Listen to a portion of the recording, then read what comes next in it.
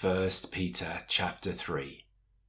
Likewise, wives, be subject to your own husbands, so that even if some do not obey the word, they may be won without a word by the conduct of their wives, when they see your respectful and pure conduct.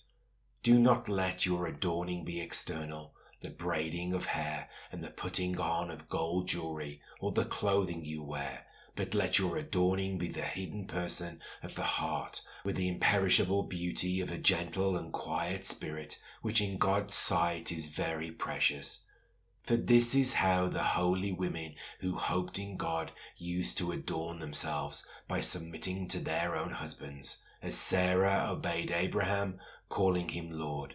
And you are her children, if you do good and do not fear anything that is frightening.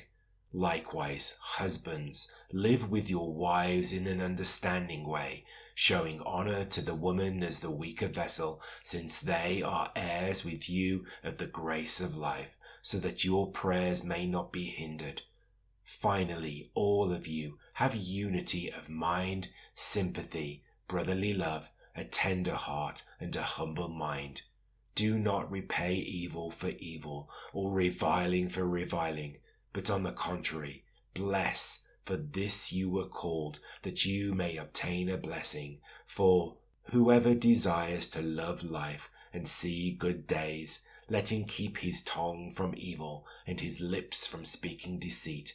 Let him turn away from evil and do good. Let him seek peace and pursue it.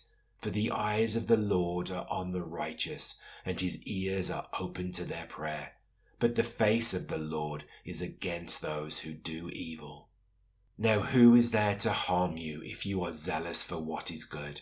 But even if you should suffer for righteousness' sake, you will be blessed. Have no fear of them, nor be troubled, but in your hearts honor Christ the Lord as holy, always being prepared to make a defense to anyone who asks you for a reason for the hope that is in you, yet do it with gentleness and respect, having a good conscience, so that when you are slandered, those who revile your good behavior in Christ may be put to shame. For it is better to suffer for doing good, if that should be God's will, than for doing evil.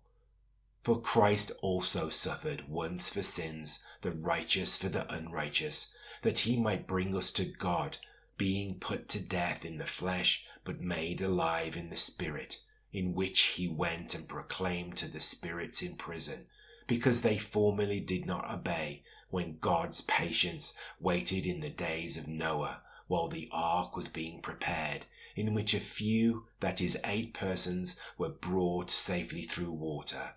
Baptism, which corresponds to this, now saves you, not as a removal of dirt from the body, but as an appeal to God for a good conscience, through the resurrection of Jesus Christ, who has gone into heaven and is at the right hand of God, with angels, authorities, and powers having been subjected to him.